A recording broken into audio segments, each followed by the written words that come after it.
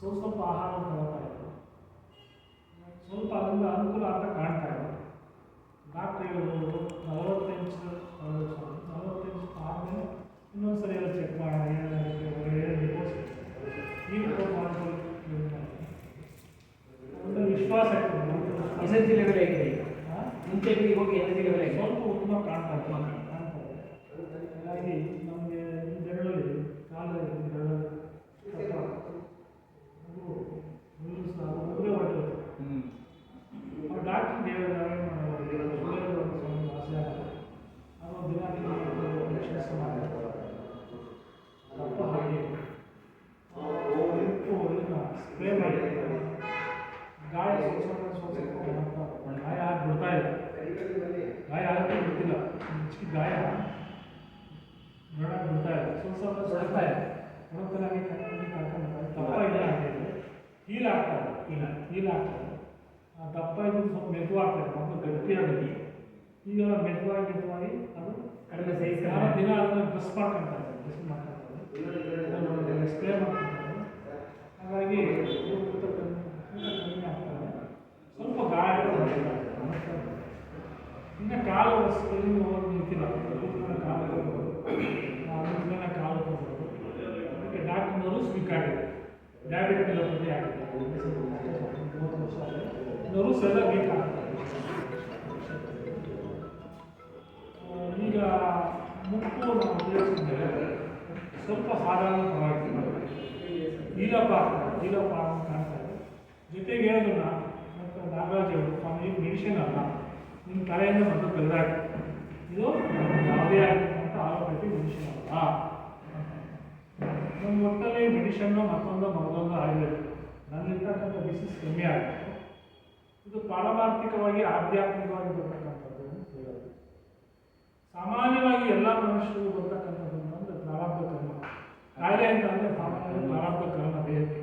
ನಾವು ಪೂರ್ವಜನ್ಮದಲ್ಲಿ ಏನೇನು ಕರ್ಮ ಮಾಡಿದ್ರು ಆ ವ್ಯಾಧಿ ಮೂಲಕ ನಮಗೆ ಕಾಣ್ತದೆ. ಸೊ ಮೆಡಿಷನ್ ತಗೊಳ್ತೀವಿ, ವಾಸಿ ಆಗಲ್ಲ, ಡಾಕ್ಟರ್ ಹೋಗ್ತೀವಿ, ಆ ಪ್ರಾರಬ್ಧ ಕರ್ಮ ವಾಸಿ ಆಗಲ್ಲ. ಅದಕ್ಕೇನಪ್ಪ ನಮ್ಗೆ ಬೇಕಾಗಿರ್ತಕ್ಕಂಥದ್ದು ಸ್ಪಿರಿಚುಯಾಲಿಟಿ ಬೇಕು, ಆಧ್ಯಾತ್ಮಿಕತೆ ಅಂತಕ್ಕಂಥದ್ದು ಬೇಕು. ಈ ಆಧ್ಯಾತ್ಮಿಕತೆಯ ಮೂಲಕ ನಮಗೆ ಇವೆಲ್ಲ ಸಿಗ್ತಾ ಇದೆ. ಅದಕ್ಕೋಸ್ಕರ ಹೇಳಿದ್ರೆ ನಾವು ನವಚಕ್ರದಲ್ಲಿ ಹೇಳ್ತಾರೆ, ಸಪ್ತಚಕ್ರದಲ್ಲಿ ಹೇಳ್ತಾರೆ, ನವಚಕ್ರದಲ್ಲಿ ಹೇಳ್ತಾರೆ. ಮುಖ್ಯವಾಗಿ ಮೆಡಿಸಿನ್ಸ್ ಬೇಕು ನಮಗೆ.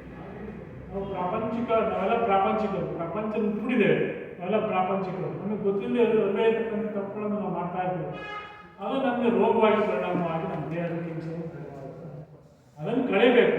ಮುಖ್ಯವಾಗಿ ಮುಕ್ಕು ಇದು ನಡೆಯತಕ್ಕಂಥದ್ದು ಯಾರಪ್ಪ ಅಂತ ಮಹರ್ಷಿಗಳು. ಯಾರೊಬ್ಬ ಮಹಾ ವ್ಯಕ್ತಿ ಅನುಭಾವಿ ಸಂತ ಕಂಡಿರ್ತಕ್ಕಂಥ ವಸ್ತು, ವಿಜ್ಞಾನಿ ಕಂಡಿರ್ತಕ್ಕಂಥದ್ದಲ್ಲ, ಇದು ಸಂತ ಕಂಡಿರ್ತಕ್ಕಂಥದ್ದು. ಸಾಧನೆಗೆ ನಮಗೂ ಏನಪ್ಪ ಬೇಕು? ಸ್ಪಿರಿಚುಯಾಲಿಟಿ ಬೇಕು ಮನುಷ್ಯನಿಗೆ. ಇದರಲ್ಲಿ ನಂಬಿಕೆ ಬೇಕು, ವಿಶ್ವಾಸ ಬೇಕು, ಆಧ್ಯಾತ್ಮಿಕತೆಯನ್ನು ಅಳವಡಿಸ್ಬೇಕು. ಮನುಷ್ಯನ ಮುಖ್ಯವಾಗಿ ಏನು ಬೇಕಪ್ಪ? ನಂಬಿಕೆ, ವಿಶ್ವಾಸ, ಎರಡು ಬಹಳ ಮುಖ್ಯ ಬೇಕು. ತಾನು ಧ್ಯಾನಾಸಕ್ತನಾಗಬೇಕು, ಮೆಡಿಷನ್ಸ್ ಆಗಬೇಕು. ನವಚಕ್ರಗಳಲ್ಲಿ ಕೂಡ ನಾವು ಸಾಧನೆ ಮಾಡಬೇಕು. ನೀವು ಹೇಳಿದ್ರು ಸ್ವಾಮೀಜಿ, ನಾನು ಮೆಡಿಷನ್ಸ್ ಕೊಡ್ತಾ ಇಲ್ಲ ನಿಮಗೆ, ನೀವು ತಲೆಯಿಂದ ಮೆಡಿಷನ್ ಕೊಡಾಗಿ. ನೀವು ಆಧ್ಯಾತ್ಮ ಜೀವಿಗಳು, ನಿಮ್ಮ ಆಧ್ಯಾತ್ಮ ಜೀವಿಗಳಲ್ಲಿ ನೀವು ಗೊತ್ತಿದೆ ಎಲ್ಲವೂ ಕೂಡ. ನೀವು ಆಧಾರ, ಸ್ವಧಿಷ್ಠಾನ, ಮಣಿಪುರ, ಅನಾಹುತ, ವಿಭೂತಿ, ಅಗ್ನಚಕ್ರ, ಶಿಖಾಚಕ್ರ, ಪಶ್ಚಿಮ ಚಕ್ರ, ನವಚಕ್ರಗಳನ್ನು ನೀವು ಹೇಳ್ತಾ ಇರ್ತೀರಿ. ಅದರಿಂದ ನೀವು ಧ್ಯಾನಾಸಕ್ತ ಆಗ್ತಾ ಹೋದ್ರೆ, ತಗೊಂತ ಆಗ್ತಾ ಹೋದ್ರೆ ನಿಮ್ಮ ದೇಹದಲ್ಲಿರ್ತಕ್ಕಂಥ ಡಿಸೀಸ್ ಕಮ್ಮಿ ಆಗ್ತಾ ಹೋಗ್ತದೆ ಅಂತಕ್ಕಂಥ ಮಾತನ್ನು ಹೇಳ್ಬೋದು. ಸತ್ಯ, ವಾಸ್ತವಿಕವಾಗಿ ಸತ್ಯ ಅಲ್ಲ. ಅದಕ್ಕೋಸ್ಕರವಾಗಿ ನಾವು ಇದ್ರ ಮೂಲಕ ನಾವು ಆಧ್ಯಾತ್ಮಿಕತೆಗೆ ಹಿಡಿಯಬೇಕು. ನಾವು ನೂರಾರು ಟೆನ್ಷನ್ ಮಾಡಿಕೊಂಡು ದೇಹದ ಕಾಯಿಲೆ ವಾಸಿ ಆಗಲು ವಾಸಿ ಆಗಲ್ಲ. ಇದು ಪೂರ್ವಾರ್ಜಿತ ಕರ್ಮ ನಾವು ಅನುಭವಿಸ್ತಕ್ಕಂಥದ್ದು. ನಾವು ಯಾವ ದೇವರ ಕರ್ಮ ಮಾಡಿರ್ತೀವಿ, ಗೊತ್ತಿಲ್ಲದೆ ಏನೇನೋ ಕರ್ಮ ಆಗಿರ್ತವೆ. ಅದು ಯಾರಿಗೂ ಬಿಡಲ್ಲ, ಎತ್ತಿಗಳಿಗೂ ಬಿಡಲ್ಲ, ಯಾರು ಬಿಡೋದು. ಯಾಕೆ? ಪಂಚಭೂತಗಳಿಂದ ಶರೀರ ಆಗಿರ್ತಕ್ಕಂಥದ್ದು, ಪಂಚಭೂತಗಳಿಂದಲೇ ವಾಸಿ ಆಗಬೇಕು ಕಾಯಿಲೆ. ಹೌದಲ್ವಾ? ಪೃಥ್ವಿ, ತೇಜ, ವಾಯು, ಆಕಾಶ ಅಂತ ಹೇಳಿದವರು. ಕಾಯಿಲೆ ಬರೋದು ನೀರಿಂದ ಬರುತ್ತೆ, ಗಾಳಿಯಿಂದ ಬರುತ್ತೆ, ಬೆಂಕಿಯಿಂದ ಬರುತ್ತೆ, ಭೂಮಿಯಿಂದ ಬರುತ್ತೆ. ಇವತ್ತು ನಾವು ನಾಸಾದವರು ಹೇಳ್ತಾರೆ ಭೂಮಿ ವಾಸಕ್ಕೆ ಯೋಗ್ಯವಲ್ಲ ಅಂತ ಹೇಳ್ತಾರೆ. ಭೂಮಿ ವಾಸ ಮಾಡೋಕ್ಕೆ ಯೋಗ್ಯವಲ್ಲ ಅಂತ ನೋಡಿ. ಹಿಂದೆ ನಾವು ಹೊಲಗಳು ದುಃಖಿಯ ನೀರು ಯಾರು ತಗೊಂಡೋಗ್ತೀವಿ, ಕುಡಿಯೋಕೆ ಯಾವ ನೀರು ತಗೊಂಡೋಗ್ತಿರಲಿಲ್ಲ. ಹರಿಯೋ ನೀರಿನಲ್ಲಿ ಹಿಂಗೆ ಅಂದ್ಬಿಟ್ಟು ನಾವೆಲ್ಲೇ ಗದ್ದೆ ನೀರು ಬಿಟ್ಟಿದ್ದಾವೆ. ಗದ್ದೆ ಕೆಸರುಗದ್ದೆ ಮಾಡ್ತಾ ಇದ್ವಿ ನಾವು.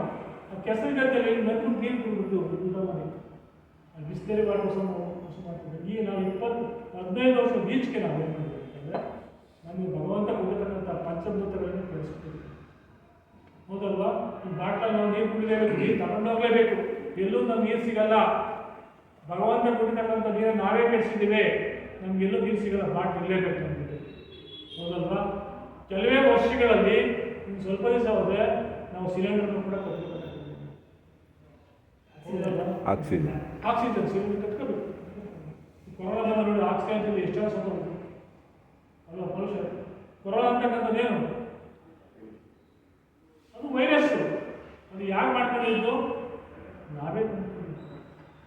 ಇವತ್ತು ಮನುಷ್ಯನ ಕೆಟ್ಟ ಬುದ್ಧಿಯಿಂದ ನಾವು ಶ್ರೀಮಂತರಾಗಬೇಕು, ಮನೆ ಕಟ್ಟಬೇಕು, ಬಿಲ್ಡಿಂಗ್ ಕಟ್ಟಬೇಕು, ಹಣ ಸಂಪಾದನೆ ಮಾಡಬೇಕು, ನಮ್ಗೆ ಹಣದಿಂದ ಎಲ್ಲ ಬರಬೇಕು. ಎಲ್ಲ ನಾವು ಏನು ಉಪಯೋಗಿಸ್ತಾ ಇದ್ದೀವೋ ವೈಜ್ಞಾನಿಕವಾಗಿ ನಾವು ಎಲ್ಲವೂ ಕೂಡ ನಮಗೆ ಹಾನಿ ಆಗ್ತಾ ಇದೆ. ಯಾವ ಮೆಡಿಷನ್ ವಾಸ ಮಾಡ್ತಾ ಇರ್ತಕ್ಕಂಥ ಕಾಯಿಲೆಗಳು ಬರ್ತಾ ಇದ್ದಾರೆ, ಆಸ್ಪತ್ರೆಗಳು ಹೆಚ್ಚಾಗ್ತಾ ಇದ್ದಾರೆ, ಡಾಕ್ಟರ್ಗಳು ಹೆಚ್ಚಾಗ್ತಾ ಇದ್ದಾರೆ. ಸುಮ್ಮನೆ ನೀವು ಡಾಕ್ಟ್ರು ಹೋಗಿ ಈಚೆಗೆ ಬಂತು ಒಂದು 10,000 15,000 ಇದೊಂದು ವ್ಯಾಪಾರೀಕರಣ ಆಗಿದೆ. ವ್ಯಾಪಾರೀಕರಣ ಆಗಿದೆ ಬೆಂಗಳೂರಲ್ಲಿ. ಅರ್ಥ ಮಾಡ್ಕೊಳ್ಳಿ ನೀವೆಲ್ಲ. ಅದಕ್ಕೋಸ್ಕರವಾಗಿ ನೀವು ನಿಮ್ಮ ಜೀವನ, ನಿಮ್ಮ ಆರೋಗ್ಯ ನೀವು ಕಾಪಾಡಬೇಕು, ಡಾಕ್ಟ್ರು ಕಾಪಾಡ್ತಾರೆ ಅಂತಲ್ಲ.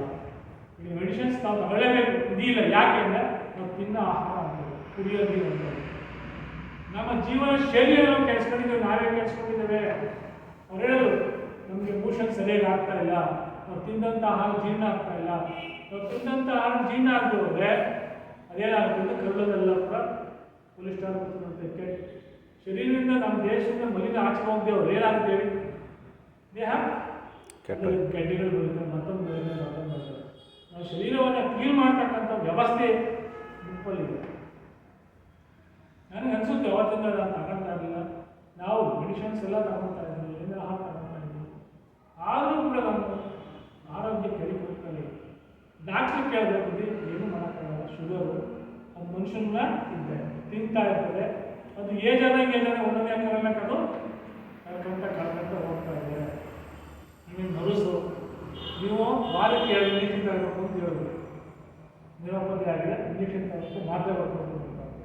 ನಾನು ಊಟಕ್ಕಿಂತ ಬರೀ ಮೆಡಿಸಿನ್ಸೇ ಜಾಸ್ತಿ ಆಗುತ್ತೆ. ಹಾಗಾಗಿ ನಮ್ಮ ದೇಹದಲ್ಲಿ ಆಗುತ್ತೆ ಅಂತಂದರೆ ಅದು ಹೆಚ್ಚಿಗೆ ಮೆಡಿಷನ್, ಆಹಾರ ಮೆಡಿಷನ್ ಕುಂದ್ರೆ ದೇಹ ಏನು ಮಾಡುತ್ತೆ? ಎಷ್ಟೇ ದುಡ್ಡಿರಲಿ ನಾವು ನಮ್ಮ ಆರೋಗ್ಯ ಕಾಪಾಡ್ತಾ, ನಮ್ಮ ಜೀವನ ಶೈಲಿಯನ್ನು ನಾವು ಬದಲಾವಣೆ ಮಾಡ್ಕೊಂಡು, ನಾವೀಗ ಟೆನ್ಷನ್ ಇದ್ದಿದ್ದು, ಎಲ್ಲ ಟೆನ್ಷನ್ ಇಂದ ಇದ್ದೀವಿ. ಎಲ್ಲರೂ ಒಬ್ಬರು ನಮಗೆ ಗೌರವಿಸೋದ್ರಿಂದ ಹಣ ನಮಗೆ ಮುಖ್ಯ ಬೇಕಾಗಿರ್ತದೆ. ಅಂದರೆ ದುಡ್ಡು ಕೋಟಿ ಹತ್ರ ಹಣ ಸಂಪಾದನೆ ಮಾಡಬೇಕು,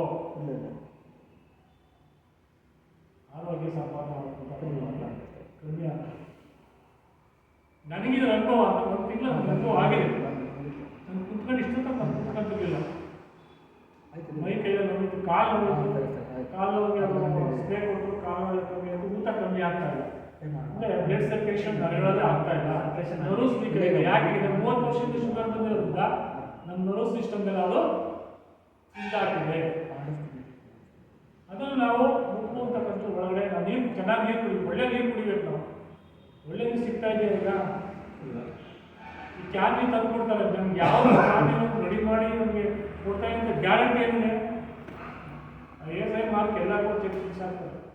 ನಮಗೆ ನಾವು ಕುಡಿಯೋದು ಇಷ್ಟು ಮಟ್ಟಿಗೆ ನಾವು ಪಂಚಭೂತಗಳನ್ನೇ ಕೆಡಿಸಿದ್ದೀವಿ. ನಮಗೇನಪ್ಪ ವಿಜ್ಞಾನಿ ನಾಸಾಲ ಹೇಳ್ತಾರೆ, ವಾಸ ಮಾಡೋದು ಭೂಮಿ ಯೋಗ್ಯವಲ್ಲ, ಆಮೇಲೆ ಕೆಡಿಸ್ಕೊಂಡಿದ್ದೀವಿ. ಬೆಳೀತಕ್ಕಂಥ ಬೆಳೆಯಲ್ಲಿ ಕೊತ್ತಂಬರಿ ಸೊಪ್ಪು ಔಷಧಿ ಹೊಡೆದಿಲ್ಲ ಸ್ವಾಮಿ, ಹೊಡಿತಾರೆ. ಪ್ರತಿಯೊಂದು ಸೊಪ್ಪು ಬರಲ್ಲ. ನಾವು ಎಷ್ಟು ವಿಷಯವನ್ನು ನಾವೇ ತಗೊಳ್ತಾ ಇದ್ದೀವಿ ಹೇಳ್ತೀನಿ. ಇದು ನಾವು ಮಾಡ್ಕೊಂಡಿರ್ತಕ್ಕಂಥ ಅಪರಾಧ. ಅದಕ್ಕೆ ನಾವೆಲ್ಲ ಅನುಭವಿಸ್ತಾ ಇದ್ದೀವಿ. ಯಾರನ್ನೂ ದೂರ ಮಾಡೋಂಗಿಲ್ಲ. ನಾವು ಮಾಡ್ಕೊಂಡಿರ್ತಕ್ಕಂಥ ವ್ಯವಸ್ಥೆ ನಮ್ಮನ್ನು ಹಾಳು ಮಾಡ್ತಾ ಇದ್ದೀವಿ. ಅದಕ್ಕೋಸ್ಕರವಾಗಿ ಇದನ್ನು ಮುಪ್ಪನ್ನು ಕಂಡುಹಿಡಿದಿದ್ದಾರೆ. ಇದಕ್ಕೆ ಯಾವುದೇ ಆಗಿರ್ತಕ್ಕಂಥ ಕೆಮಿಕಲ್ ಔಷಧಿ ಇಲ್ಲ ಅಂತ. ಕೆಮಿಕಲ್ ಹಾಕಿಲ್ಲ, ನೋ ಕೆಮಿಕಲ್. ಕೆಮಿಕಲ್ನ ರಿಮೂವ್ ಮಾಡ್ತಕ್ಕಂಥ ಇದು ಕೆಮಿಕಲ್ನ ರಿಮೂವ್ ಮಾಡ್ತಕ್ಕಂಥ. ನಾವು ತಿಂತಕ್ಕಂಥ ಆಹಾರದಲ್ಲೂ ಕೆಮಿಕಲ್ನ ರಿಮೂವ್ ಮಾಡ್ತಕ್ಕಂಥ. ಎಲ್ಲ ಕಾಯಿಲೆ ಬರೋದು ಆಹಾರದಿಂದ. ನಿಮಗೆ ಗೊತ್ತಿದೆ, ಕಡಲೆಕಾಯಿನ